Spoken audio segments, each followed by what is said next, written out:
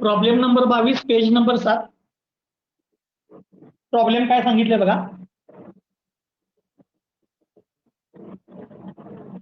A steel plate subjected to force of 3 kilo newton. ही एक steel plate आहे अशी. ही मागच्या या वॉलला 4 बोल्टनी काय केलं जॉईंट केले, म्हणजे बोल्टेड जॉईंट आहे. या बोल्टेड जॉईंट मध्ये काय त्या प्लेटवरती एक इसेंट्रिक फोर्स लावलाय, तो 3 किलो न्यूटनचा फोर्स आहे. And fix to a vertical channel. हे व्हर्टिकल चॅनेल म्हणजे वॉल आहे. त्या वॉलला ही प्लेट काय केल्या फिक्स केल्या by means of 4 identical bolt. आणि 4 आयडेंटिकल बोल्ट लावलेत आणि ह्या बोल्टनी याला फिक्स केलेली आहे. पुढे the bolts are made of material दिले बोल्टचं. The bolts are made of 45C8 म्हणजे याला 100 डिवाइड करायचं 0.45% कार्बन स्टील. त्याचा पुढे काय दिलंय बघा यील्ड स्ट्रेंथ SYT. SYT म्हणजे यील्ड स्ट्रेंथ. त्याचा यील्ड स्ट्रेंथ किती आहे बघा 380 न्यूटन पर mm². 380 न्यूटन पर mm² हा त्याचा यील्ड स्ट्रेंथ आहे. And factor of safety is 2. आणि फॅक्टर ऑफ सेफ्टी किती दिलाय मला 2. आणि म्हणजे determine the diameter of shank. Diameter of shank म्हणजे बघा डायमेन्शन ऑफ बोल्ट डिटरमाइन करायचं आहे. फिगर मध्ये एक डायमेन्शन दिले ते इथे लिहितो मी. फिगर मध्ये जे डायमेन्शन दिलेलं आहे ते इथे लिहितोय. बोल्ट 1 आणि 3 चं डिस्टन्स दिले 100 mm आणि बोल्ट 3 आणि 4 चं डिस्टन्स दिले 100 mm आणि 4 नंबरच्या बोल्ट पासून फोर्सचं डिस्टन्स दिले 200 mm. ओके.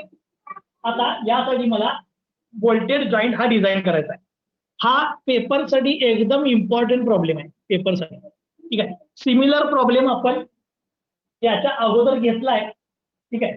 पण पुन्हा एक अजून तसाच प्रॉब्लेम सॉल्व्ह करून दाखवा. सगळ्यात महत्वाचं या प्लेटमध्ये आपण जे 4 बोल्ट लावलेत ते 4 बोल्ट लावलेत त्या 4 बोल्टचा CG पहिल्यांदा कुठे आहे बघायचा. आता हे सिमेट्रिक असल्यामुळे याचा CG बरोबर सेंटरला येणार. CG बरोबर सेंटरला आला. मग CG बरोबर जर सेंटरला आला तर आपण काय करतोय हा फोर्स या CG वरती ठेवतोय. हा फोर्स इथून या CG वरती ठेवतोय आणि या फोर्समुळे ही बोल्ट तुटू शकतात. म्हणजे प्लेट खाली मूव्ह होणार आणि 4ही बोल्ट तुटणार. म्हणजे त्यांच्यामध्ये जो शियर स्पेस जनरेट होईल, जे स्पेस जो जनरेट होईल तो कुठला असणार प्रायमरी शियर. 4ही बोल्ट मध्ये जनरेट झालेला स्पेस कुठला असणार प्रायमरी शियर. आता तो प्रायमरी शियर कसा काढतोय ते इथे दाखवतो. प्रायमरी शियर बघा हे 4 बोल्ट आहेत 1 2 3 4. मी बरोबर CG ला हा जर फोर्स दाखवला बरोबर CG ला जर फोर्स दाखवला तर बघा ही प्लेट खाली मूव्ह झाली नाही याचा अर्थ ती इक्विलिब्रियमला आहे. म्हणजे प्लेट खाली गेली नाही बोल्ट तुटले नाही याचा अर्थ प्लेट इक्विलिब्रियमला आहे. म्हणजे बोल्ट पण इक्विलिब्रियमला जर असतील तर हा जो डाऊनवर्ड फोर्स तुम्ही इथे इमॅजिन केला CG ला हा या फोर्सला या 4ही बोल्ट मध्ये इक्वल अँड अपोजिट फोर्स लागला असणार. Equal and opposite. माझा याला अपोजिट म्हणजे अपवर्ड म्हणून मी प्रायमरी शियर अपवर्ड दाखवतो. म्हणजे जर प्लेट फेल झाली नाही म्हणजे बोल्ट तुटले नाहीत तर या डाऊनवर्ड फोर्सला म्हणजे या फोर्सला हे 4ही बोल्ट काय करणार अपवर्ड फोर्स लावणार. अपवर्ड फोर्स लावणार. त्याला म्हणते आपण प्रायमरी शियर. त्याला म्हणते आपण प्रायमरी शियर. मग 1 नंबरच्या बोल्टला प्रायमरी शियर म्हणते आपण P1 डॅश, 2 नंबरला P2 डॅश, 3 नंबरला P3 डॅश, 4 नंबरला P4 डॅश. म्हणजे हा 1 नंबर मधला प्रायमरी शियर, 2 नंबर मधला, 3 नंबर मधला, 4 नंबर मधला. मग आता हा प्रायमरी शियर कसा डिटरमाइन करायचा त्याचा फॉर्म्युला तुम्हाला माहित आहे. मी दिली प्रायमरी शियर इन बोल्ट. आता प्रायमरी शियर इन बोल्ट हा कशामुळे जनरेट होतोय ड्यू टू डाऊनवर्ड फोर्स. मग P1 dash is equal to P2 dash is equal to P3 dash is equal to P4 dash. 4 bolt आहेत. 1 नंबरच्या बोल्टचा primary, 2 नंबरच्या बोल्टचा, 3चा, 4चा इज इक्वल टू फॉर्म्युला काय था P divide by number of bolt. Formula काय था P divide by number of bolt. P म्हणजे फोर्स. आता हा फोर्स किती आहे बघा 3 किलो न्यूटन. तो 3 × 10⁻³ divide by number of bolt. Bolt किती आहेत 4. तो तुम्हाला यातनं प्रायमरी शियरची किंमत मिळेल. म्हणजे जो डाऊनवर्ड फोर्स ऍक्ट व्हायला त्या प्लेटवरती त्या डाऊनवर्ड फोर्सनी जनरेट केलेला, त्या डाऊनवर्ड फोर्समुळे जनरेट झालेला बोल्ट मधला शिअर फोर्स तुम्हाला इथनं मिळेल, P divide by number of bolt. ठीक आहे, 750. हा प्रायमरी शिअर किती येते? 750. किती? 750. 750 न्यूटन. म्हणजे एका बोल्ट मध्ये हा जर फोर्स तुम्ही CG ला कन्सिडर केला तर प्रत्येक बोल्ट मध्ये अपवर्ड जो फोर्स जनरेट झालेला असेल शिअर फोर्स तो 750 न्यूटनचा आहे. हा झाला प्रायमरी शिअर. ठीक आहे, 1 नंबर मिळाला. आता जे 2 नंबर मी करणार आहे ते सगळ्यात इम्पॉर्टंट आहे. ठीक आहे, त्याच्यावरती सगळा प्रॉब्लेम आहे. आता 2 नंबर म्हणजे सेकंडरी शिअर.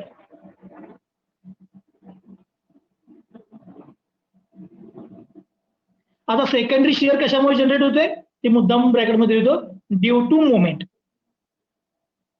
आता मोमेंट कोण जनरेट करणार बघा, या CGच्या अबाउट हा फोर्स क्लॉकवाईज मोमेंट जनरेट करणार. क्लॉकवाईज म्हणजे ही प्लेट अशी फिरायला पाहिजे.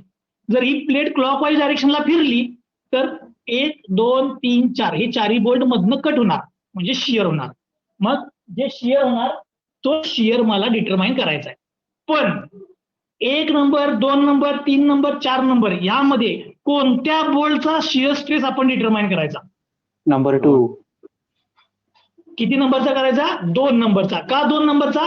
कारण त्याच्या मागचं मी कारण काय सांगितलं तुम्हाला, फोर्सच्या जवळ आणि वरच्या साईडला जो असतो तो बोल्ट पहिल्यांदा फेल होतो. आता पहिल्यांदा फेल होतो याचा अर्थ त्याच्यामध्ये असलेले स्ट्रेसेस हे सगळ्यात जास्त असतात. ठीक आहे, आपण कॅल्क्युलेशन फक्त 2 नंबरचं करायचं.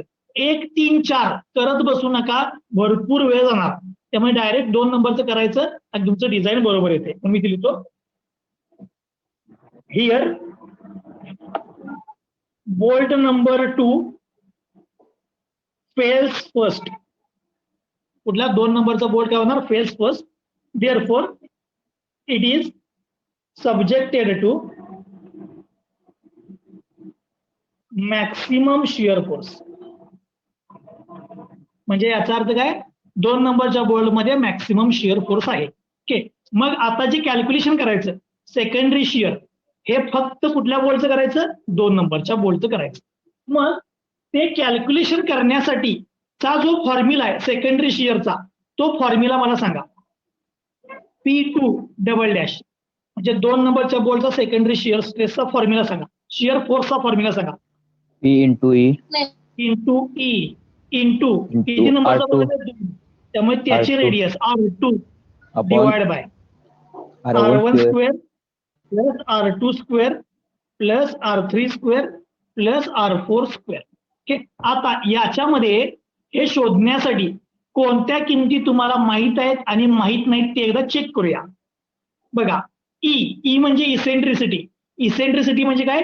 CG पासून फोर्स पर्यंत डिस्टन्स. बोल्टच्या CG पासून फोर्स पर्यंत डिस्टन्स. मग सांगा या CG पासून या बोल्टचं डिस्टन्स ई किती आहे?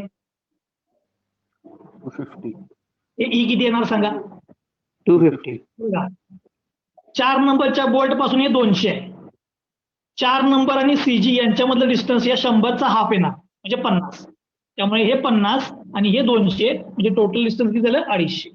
त्यामुळे इसेंट्रिसिटी किती आहे? 250 आहे. म्हणून मी तो फक्त लिहितो. आता किमतीच्या माहित नाही ते लिहितो. Here E is equal to, E म्हणजे इसेंट्रिसिटी काय आलं? 50 प्लस 200 म्हणजे 250.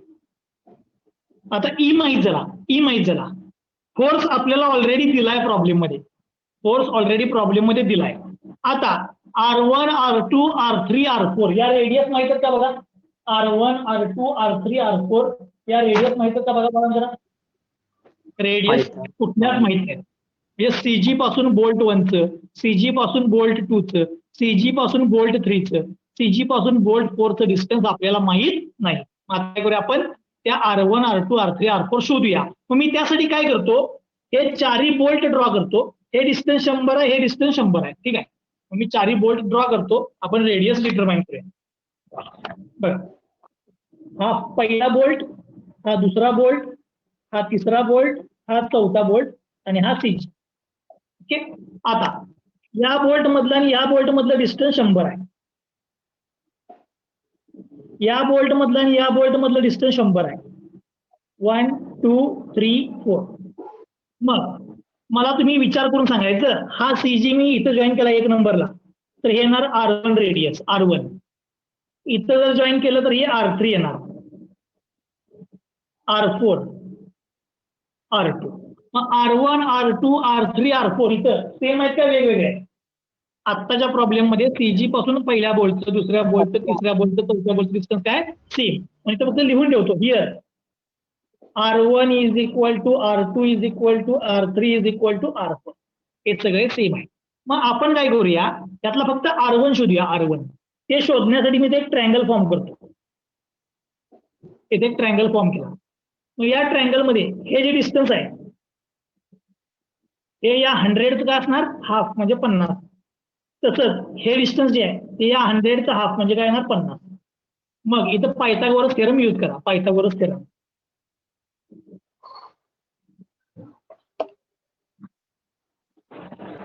इथं पायथागोरस 70.71. मग पायथागोरस थेरम प्रमाणे काय येणार बघा, R1 square is equal to 50 square plus 50 square. या ट्रायंगल मध्ये या हायपोटेन्यूसचा स्क्वेअर इज इक्वल टू या दोन्ही साईडच्या स्क्वेअरची ऍडिशन येणार.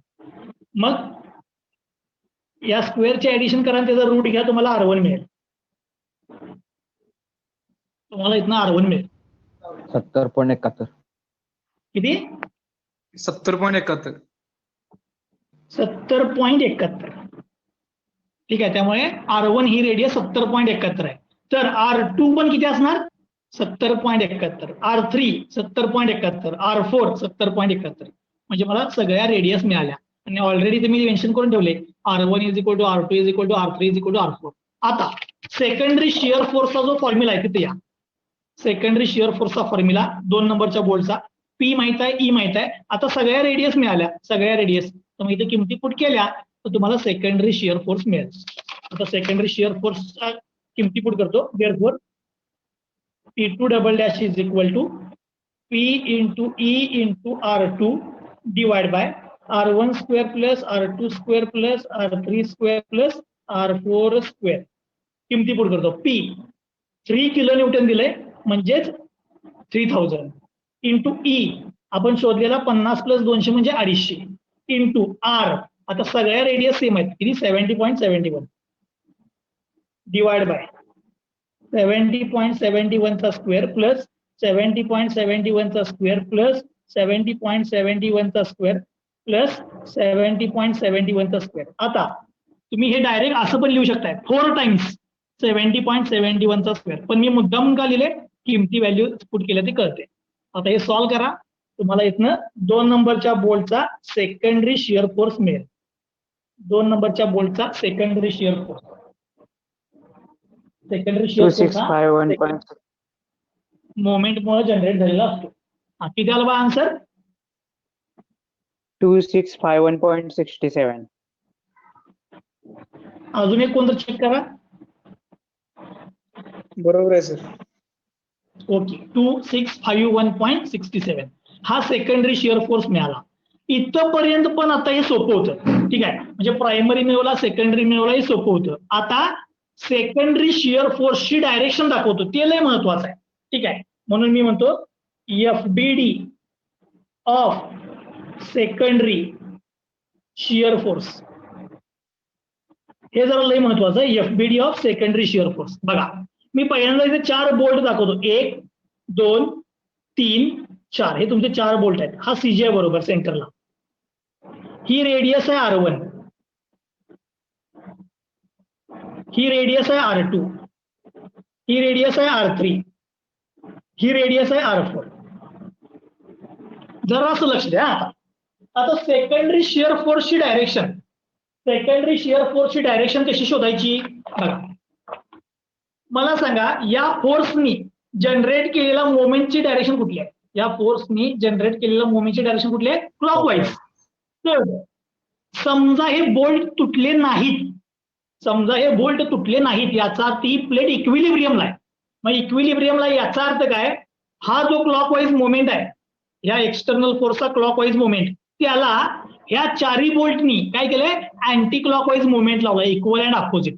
या 4 बोल्टनी काय केलाय? अँटी क्लॉकवाईज मोमेंट लावलाय, इक्वल अँड अपोजिट. त्यामुळे याचा मोमेंट क्लॉकवाईज असेल, तर या बोल्ट मध्ये जे फोर्सेस आहेत त्यांचा मोमेंट कसा यायला पाहिजे, अँटी क्लॉकवाईज. मग तो अँटी क्लॉकवाईज मोमेंट मी इथं दाखवतो. बघा, 1 नंबरच्या बोल्ट मध्ये जनरेट झालेला अँटी क्लॉकवाईज मोमेंट, 1 नंबरच्या बोल्ट मध्ये जनरेट झालेला अँटी क्लॉकवाईज मोमेंट. मोमेंट म्हणजे काय रे, फोर्स इंटू परपेंडिक्युलर डिस्टन्स. आता हे डिस्टन्स ऑलरेडी माहित आहे, हे डिस्टन्स माहित आहे, याला फोर्स कसा असायला पाहिजे, फोर्स कसा असायला पाहिजे, परपेंडिक्युलर, म्हणजे फोर्स इंटू परपेंडिक्युलर डिस्टन्स. बरोबर. आता याचा मोमेंट जो आहे तो कसा यायला पाहिजे, अँटी क्लॉकवाईज. अँटी क्लॉकवाईज जर मोमेंट पाहिजे असेल तर इथं वरती एरो देऊ का खाली एरो देऊ, खाली. अँटी क्लॉकवाईज जर मोमेंट पाहिजे असेल तर एरो इथं पाहिजे का इथं पाहिजे, खाली पाहिजे. खाली पाहिजे. बरोबर, म्हणजे हा एरो आला. समजलं. म्हणजे हा 1 नंबरच्या बोल्ट मधला अँटी क्लॉकवाईज मोमेंट जनरेट केलेला सेकंडरी शिअर फोर्स, म्हणून याला मी काय म्हणणार, P1 1 नंबरच्या बोल्टचा सेकंडरी म्हणून डबल डॅश, तो P1 डबल डॅश 1 नंबरच्या बोल्टचा सेकंडरी शिअर फोर्स. आता असं 2 नंबरच्या बोल्ट मधला सेकंडरी शिअर फोर्सची डायरेक्शन कशी घेऊ सांगा, 2 नंबरच्या बोल्ट मधल्या सेकंडरी शिअर फोर्सची direction perpendicular to the R2. हे R2 डिस्टन्स आहे, हे डिस्टन्स आहे. या डिस्टन्सला फोर्स कसा पाहिजे, परपेंडिक्युलर, तर मोमेंट होणार. म्हणजे हा फोर्स आला परपेंडिक्युलर. आता फोर्स घेतला पण मोमेंट यायला पाहिजे अँटी क्लॉकवाईज. आता अँटी क्लॉकवाईज मोमेंट पाहिजे, याचा अर्थ फोर्सची डायरेक्शन कुठे पाहिजे, अपवर्ड. ओके, हा मिळाला तुम्हाला P2 डबल डॅश 2 नंबरच्या बोल्ट मधला सेकंडरी शिअर फोर्स, 2 नंबरच्या बोल्ट मधला सेकंडरी शिअर फोर्स. तसंच मला आता 3 नंबरच्या बोल्ट मधला सांगा, हे डिस्टन्स आहे, तर याला फोर्स कसा असणार, परपेंडिक्युलर. हा परपेंडिक्युलर फोर्स आला, परपेंडिक्युलर. ओके, आता डायरेक्शन बघा, अँटी क्लॉकवाईज मोमेंट यायला पाहिजे या सेंटरच्या बरोबर, अँटी क्लॉकवाईज, म्हणजे याचा एरो इथं खाली येणार, P3 डबल डॅश. तसंच 4 नंबरला करतो, हे डिस्टन्स, त्याला force perpendicular, moment anti clockwise यायला पाहिजे, म्हणजे हा एरो. ओके, म्हणजे हा आला तुमचा P4 डबल डॅश. म्हणजे हे तुम्हाला डायरेक्शन मिळाल्या कुणाच्या, सेकंडरी शिअर फोर्सच्या डायरेक्शन मिळाल्या, सेकंडरी शिअर फोर्सच्या डायरेक्शन. आता जर असं मी मागे जातो, बघा, हा फोर्स ज्या वेळेला सीजी वरती घेतोय आपण व्हर्टिकल डाऊनवर्ड, त्यावेळेला बोल्ट मध्ये जे फोर्सेस जनरेट झाले बघा, 1 2 3 4, हे प्रायमरी आहेत. प्रायमरी म्हणजे व्हर्टिकल डाऊनवर्ड फोर्समुळे जनरेट झालेले फोर्सेस. त्यानंतर क्लॉकवाईज मुळे जे काही अँटी क्लॉकवाईज मुवमेंट जनरेट झाले प्रत्येक बोल्टमध्ये, ते जे फोर्सेस आहेत त्याला काय म्हणले आपण, सेकंडरी शिअर फोर्स. म्हणजे आता हे सेकंडरी शिअर फोर्स. या प्रायमरी शिअर फोर्सच्या किमती इथे शोधल्यात. प्रायमरी, या सेकंडरी शिअर फोर्स मधला आपण पहिल्यांदा शोधला काय, कोणता बोल्ट फेल होणार, 2 नंबर, त्याची किंमत मी शोधली 2 नंबरवरची. हा 2 नंबरचा बोल्ट आहे, त्याची किंमत मी इथे शोधली, P2 double dash, secondary shear force in bolt number 2. मग आता माझ्याकडे प्रायमरी फोर्स पण आहे, 2 नंबरचा प्रायमरी, आणि 2 नंबरचा सेकंडरी पण आहे. मग आता मला काय करायला पाहिजे, त्या दोघांचा रिझल्टंट काढायला पाहिजे. ठीक आहे, आम्ही आता दिलो रिझल्टंट फोर्स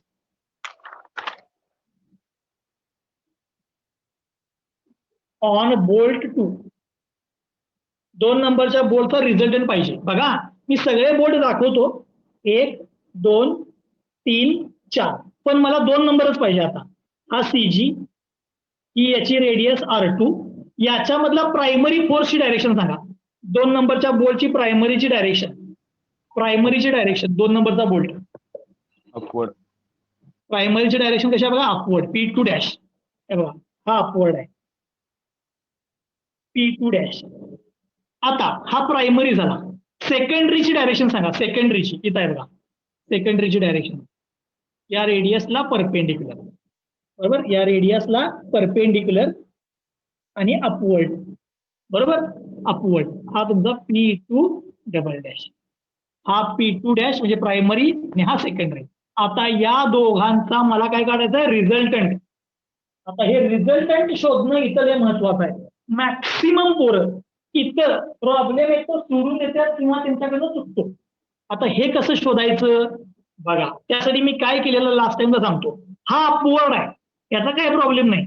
हा इन्क्लाइंड आहे, या इन्क्लाइंडला जरा बाजूला घेतो मी, इथं मुद्दा म्हणून इथं बाजूला घेतो. हा तुमचा P2 डबल डॅश. आता याला रिझॉल्व्ह करा, 2 कॉम्पोनंट मध्ये. मग हा जो अँगल असेल याचा हा अँगल माहित असला पाहिजे रिझॉल्व्ह करण्यासाठी. म्हणजे हा फोर्सला मी 2 मध्ये कन्व्हर्ट करतो, हॉरिझॉन्टल व्हर्टिकल, त्यासाठी हा अँगल माहित असायला पाहिजे. आता हा अँगल कुठने शोधणार, तर हा अँगल कसा शोधायचा ते दाखवतो. जर असं इकडे या, हे बघा इथं एक ट्रायंगल फॉर्म करतो. हा ट्रायंगल फॉर्म केला बघा. या अँगलला म्हणतो मी थिटा. हा अँगल आहे कुठला बघा, R2 चा अँगल आहे. R2 चा हॉरिझॉन्टल बरोबरचा अँगल, याला म्हणजे मी थिटा. हा थिटा मला शोधायचा आहे. तर याचं काय करा, टॅन थिटा घ्यायचं. Tan theta is equal to, tan म्हणजे काय येणार, opposite divide by adjacent. Opposite किती आहे बघा, हे 50. ऍडजस्टंट पण किती आहे, हे 50. तो 50 डिवाइड बाय 50. सॉल्व करा, तुम्हाला थिटा मिळेल 45. 45 डिग्री. ठीक कळलं, म्हणजे हा थिटा किती आला, 45. म्हणजे R2 चा हॉरिझॉन्टल बरोबरचा अँगल 45 आहे. हा, आता मी हे फिगर मध्ये दाखवतो. या फिगर मध्ये या, R2 चा हॉरिझॉन्टल बरोबरचा अँगल किती आहे, 45. या R2 चा हॉरिझॉन्टल बरोबरचा अँगल हा थिटा म्हणजे 45 आहे. हा 45. मग जरासं विचार करा, आता मी ही लाईन एक्सटेंड करतो, ही लाईन हॉरिझॉन्टल ही मागं आणतो. हा अँगल इथं किती आहे सांगा, हा R2 चा या फोर्स बरोबर 90 आहे. म्हणजे हे 90, हे 45 आहे. तर हे किती असणार आहे, 90 minus theta. 90. कळलं, हा थिटा आहे, हा 90 आहे. तर हा किती येणार, 90 मायनस थिटा. आता थिटाच तुमचा 45 आहे, तर 90 मायनस थिटा किती येणार, 45. मी फक्त इथे लिहितो, इथं थिटा तुम्ही ऑलरेडी शोधलाय. Here theta is equal to 45, हे ऑलरेडी आपण शोधलं इथं. थिटा 45 आहे, तर 90 मायनस थिटा पण किती येणार, 45 येणार. ओके, म्हणजे हा angle 90 minus theta is equal to 45 आहे. ओके, 45. मग आता रिझॉल्व्ह केलेले दोन कॉम्पोनंट काय येणार सांगा. हा येणार P2 डबल डॅश कॉस 45 हा अँगल, त्यानंतर हा काय येणार P2 डबल डॅश साइन 45. ज्या बाजूचा अँगल त्या बाजूचा कॉस, ज्या बाजूचा अँगल त्या बाजूचा कॉस. म्हणजे हॉरिझॉन्टल बरोबरचा अँगल माहित आहे म्हणून हॉरिझॉन्टल कॉस आला, तर व्हर्टिकल आला साइन. ओके, हा P2 डबल डॅश कॉस 45, हा P2 डबल डॅश साइन 45. आता जरा लक्ष द्या, विचार करून सांगा, तुमच्याकडे पूर्वी किती फोर्स होते, इथं किती फोर्स होते, 2. पण या P2 डबल डॅशला रिझॉल्व्ह केल्यानंतर, त्याला रिझॉल्व्ह केल्यानंतर टोटल फोर्स किती झाले तुमच्याकडे, आता त्याला रिझॉल्व्ह केल्यानंतर रिझॉल्व्हचे 2 आणि हा पूर्वीचा 1, ह्याला रिझॉल्व्ह केलेले 2 आणि हा पूर्वीचा 1, म्हणजे टोटल 3 फोर्स झाले बघा, 1 2 3. आता हे 3 फोर्स आहेत, त्यात एक हॉरिझॉन्टल आहे आणि 2 व्हर्टिकल आहेत. मग काय करूया, आता एक्स डायरेक्शन सगळे एकत्र करूया, वाय डायरेक्शन सगळे एकत्र करूया. म्हणून मी लिहितो समेशन एफ एक्स, एक्स डायरेक्शनचे एकत्र करा. आता 1 2 3, हाच फोर्स 2 मध्ये गेलाय ना कन्वर्ट, मग हे 2 आणि हा 1 3, या 3 फोर्स मधला हॉरिझॉन्टल हा आहे बघा, इथे लिहितो P2 double dash cos 45, P2 double dash cos 45. Okay, चला P2 डबल डॅशची किंमत सांगा मला. P2 डबल डॅशची किंमत इथे बघा 2651.67, 2651.67 कॉस 45. सॉल्व करा, तुम्हाला समेशन एफ एक्स मिळेल. एकच आहे ना, 3 फोर्सेस आहेत टोटल, त्यातले 2 व्हर्टिकल आहेत, 1 हॉरिझॉन्टल आहे, म्हणजे एफ एक्स हा हॉरिझॉन्टल आला. 1875.01. किती आलं बाय, 1875.01. Okay, 1875 Newton. हा एफ एक्स एक्स डायरेक्शनचा मिळाला. आता असंच काय करतो, वाय डायरेक्शनचे हे 2 आहेत बघा, ते एकत्र करतो. Summation F Y is equal to, पहिला हा P2 डॅश अपवर्ड आहे प्लस घेतो, त्यानंतर हा पण अपवर्ड आहे plus P2 double dash sine 45. Okay, किमती पुट करतो. P2 डॅश सगळ्यात सुरुवातीला शोधलेला बघा, P2 dash 750 plus P2 double dash आत्ता शोधला होता आपण 2651, इथे आहे बघा 2651.67 साइन 45. सॉल्व करा, तुम्हाला समेशन एफ वाय मिळेल 2625.01. 2625.01 न्यूटन. 2625. ओके. चला आता काय झालं बघा बाळांनो, माझ्याकडे 2 फोर्स होते. इन्क्लाइनला मी पुन्हा 2 केले तर टोटल 3 झाले. आता या 3चे पुन्हा किती झाले? 2. ते इथे दाखवतो. हे बघा, हा एफ एक्स आहे लेफ्टला आहे, हा एफ एक्स. एफ वाय दोन्ही अपवर्ड आहेत, म्हणजे त्यांचे ऍडिशन एफ वाय ही अपवर्ड झाली. हा एफ एक्स, हा एफ वाय. आता यांचा रिझल्टंट काढा, म्हणजे 1 मध्ये कन्वर्ट होईल. आता यांचा रिझल्टंट म्हणजे आर, जे या दोघांना आता 1 करायचं. इथे रिझल्टंट.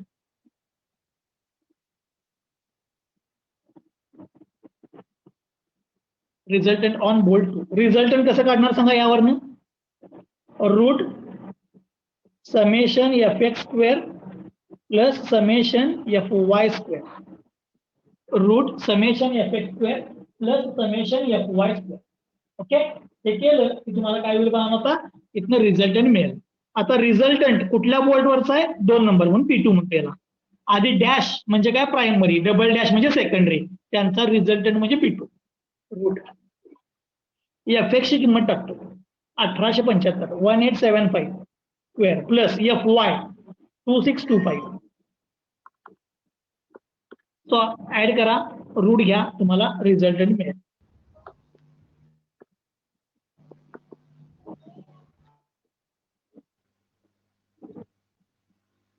$3225.88. 3225.88. अजून एक कोणतं चेक करा. बरोबर आहे सर. 3225.88 न्यूटन. हा मला 2 नंबरच्या बोल्टचा फोर्स मिळाला, टोटल फोर्स. आता इथपर्यंत झालं म्हणजे तुमचा 90% प्रॉब्लेम संपला. इथपर्यंत झालं म्हणजे 90% संपला. मी जरा परत मागे जाऊन एकदा सांगतो आणि मग फायनल आन्सर जे शोधायचं ते बघूया. काय झालं, मला हे त्यांनी प्रॉब्लेम दिलेला, याच्यामध्ये इथं 3 किलो न्यूटन फोर्स सुद्धा 4 बोल्ट होते. मग मी काय केलं, प्रायमरी शिअर घेतला, म्हणजे हा फोर्स सीजीला घेतला. प्रायमरी शिअरची इथे मी फिगर काढली. हा डाऊनवर्ड फोर्स आहे तर इथे हे अपवर्ड येणार. हे सगळे सेम असतात, P divide by number of bolt किंमत मिळाली. सेकंडरी शिअर घेताना फक्त जो बोल्ट फेल होणार त्यातलाच घ्यायचा. इथं 2 नंबरचा बोल्ट फोर्सच्या जवळ आणि अपवर्ड 2 नंबरचा बोल्ट आहे तो फेल होणार, म्हणून मी 2 नंबरच्या बोल्टमध्ये इथे लिहिलं. नंबर 2च्या बोल्टमध्ये काय मॅक्सिमम शिअर फोर्स आहे असं लिहिलं. तर 2 नंबरच्या बोल्टचं कॅल्क्युलेशन केलं, P into E into R, R2 divide by R1 square, R2 square plus R3 square plus R4 square. मग E ची किंमत माहित नव्हती. CG पासून फोर्स पर्यंत डिस्टन्स 50 प्लस 200 म्हणजे 250 E मिळाला. तसंच R2, R1, R2, R3, R4 माहित नाही, म्हणून मी ते शोधण्यासाठी 4 बोल्ट काढले, एक ट्रायंगल फॉर्म केला.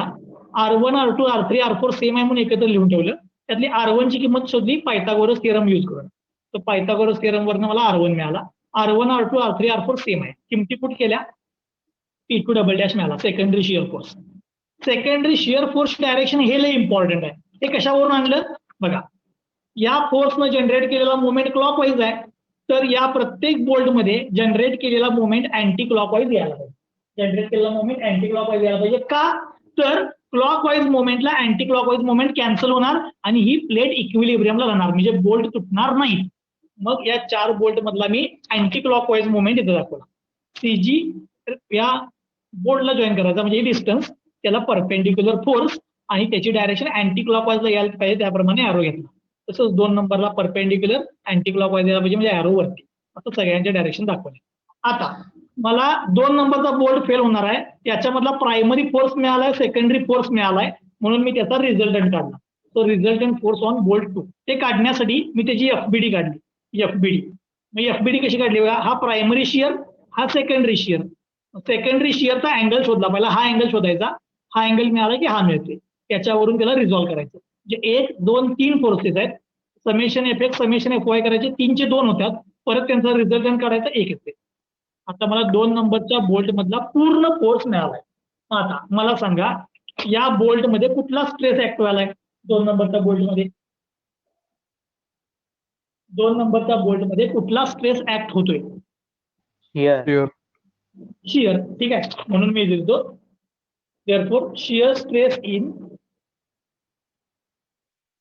bolt 2 2 नंबरच्या बोल्ट मधला शिअर कसा काढणार? Tau shear stress is equal to काय येणार? Force divide by area. Force म्हणजे 2 नंबरचा बोल्ट आहे ना P2 डिवाइड बाय एरिया. आता एरिया कसा लिहिणार बघा, बोल्ट मध्ये आपण हा थ्रेडेड पोर्शन असते आता, तर हे फेल होताना कुठे होणार? आउटर डायमीटरला फेल होणार काय? याच्या कोअरला फेल होणार.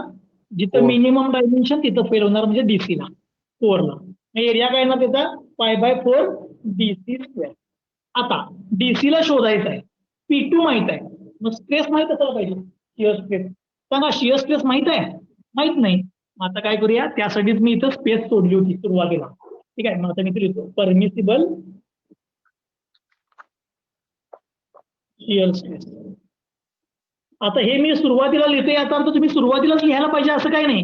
तुम्ही इथं बाजूला जरी कॅल्क्युलेट करून ठेवलं तरी चालते, पण बुक मध्ये बघितलं तर ते सुरुवातीला असते, मग त्यामुळे मी सुरुवातीला लिहिलं परमिसिबल शिअर स्ट्रेस. कसा काढणार पाहणं? मटेरियल दिले, त्याचा अल्टिमेट स्ट्रेस दिलाय यील्ड स्ट्रेंथ, तो टाऊ इज इक्वल टू काय येणार? 0.5 SYT divide by factor of safety. 0.5 SYT divide by factor of safety. मग किमती पुट करतो. 0.5 SYT किती आहे बघा? 380 divide by factor of safety किती दिला बघा? 2. Factor of safety 2. तो shear stress is equal to सांगा किती येते बघा परमिसिबल शिअर? 190 चा हाफ. 95. न्यूटन पर एमएस. म्हणजे हा परमिसिबल शिअर आहे. आता ही किंमत इथनं उचला, इथं पुट करा. So formula tau is equal to P2 divide by π/4 DC². मागचाच फॉर्म्युला दिलाय. टाऊची किंमत आहे 95. P2 आपण शोधलाय 3225.88. 3225.88 डिवाइड बाय π/4 इंटू DC². काय करा, DC² उचलून इकडे न्या, 95 इकडे आणा, सॉल्व करा. मला DC 6.57. 6.57. 57. हा तुम्हाला कोअर डायमीटर मिळाला, कोअर डायमीटर. बट तुम्हाला कोअर मिळायला लागणार का आउटर डायमीटर? Outer diameter. मग कोअर डायमीटर आणि आउटर डायमीटरचं रिलेशन काय? Core diameter is equal to 0.82 times outer diameter. बरं, हे भरपूर वेळेला वापरले. Core diameter is equal to 0.82 times outer diameter. या 0.82 न डीसीला म्हणजे 6.57 ला डिवाइड करा, मला आउटर डायमीटर मिळेल 8.01. 8.01. 5.38.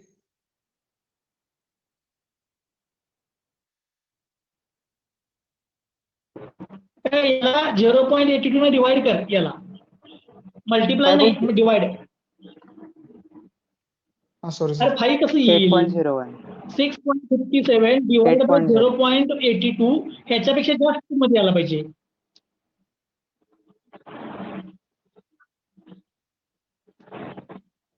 हे 6.57 डिवाइड बाय 0.82 8.01 येते का? हो. ओके, ठीक आहे. आता 0.1 आले, त्यामुळे मी पुढची किंमत घेतो. एक तर 9 घ्या, नाहीतर 10 घ्या. मी इव्हन नंबरकडे जातो. तुम्ही 9 घेतला पण काय फरक पडत नाही. मी मुद्दामून 10 घेतले. M10 चा बोल्ट सिलेक्ट करूया. ठीक आहे. So nearly equal to. हे मागे यायचं नाही, 8 ला यायचं नाही, कधी पण याच्या पुढे जायचं डिझाईन मध्ये, या नंबरच्या पुढे जायचं, मागे यायचं नाही. सो 10. सो किती बोल्ट सिलेक्ट करू? Therefore M10 bolt selected. म्हणजे या डिझाईन मध्ये कुठला बोल्ट सिलेक्ट केला मी? M10 मेट्रिक थ्रेडचा आउटर डायमीटर 10 असलेला बोल्ट सिलेक्ट केला. So M10 bolt selected. ठीक आहे. आता बघा, या प्रॉब्लेम मध्ये जर तुम्हाला काय डाऊट असेल तर विचारा. सोपा प्रॉब्लेम आहे. मी अजून एक प्रॉब्लेम तुम्हाला मी सांगणार आहे सोडवायला. ठीक आहे, त्यामुळे तुम्ही जाऊ नका. अजून एक प्रॉब्लेम मी सांगणार आहे. या प्रॉब्लेम मध्ये काय डाऊट असेल तर विचारा. हे पहिले पेज आहे.